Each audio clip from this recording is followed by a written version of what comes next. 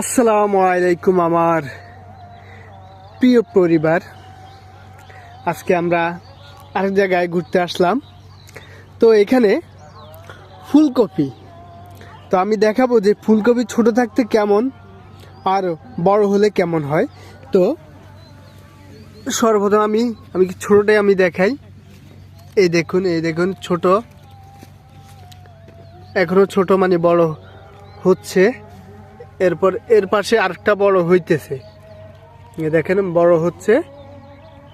তারপর এ হলো একটা বড় ফুলকপি, দেখেন। আর আছে কিনা, হ্যাঁ এখানেও একটা আছে। এই দেখুন দেখেছেন। যেহেতু পেলাম সামনে, ভাবছি যে একটা করেই ফেলি কন্টেন্ট। এখানেও একটা আছে, এই দেখেছেন ফুলকপিগুলা বড় হইতেছে আস্তে আস্তে। এই তো একটা, এটা মোটামুটি বড় হয়েছে ওইগুলা থেকে, এটা স্পষ্টভাবে দেখা যায়। আবার এর পাশেও আরেকটা একেবারে ছোট, উপর থেকে দেখা যায়। মাশাআল্লাহ, এটা একেবারে বিশাল সাইজ।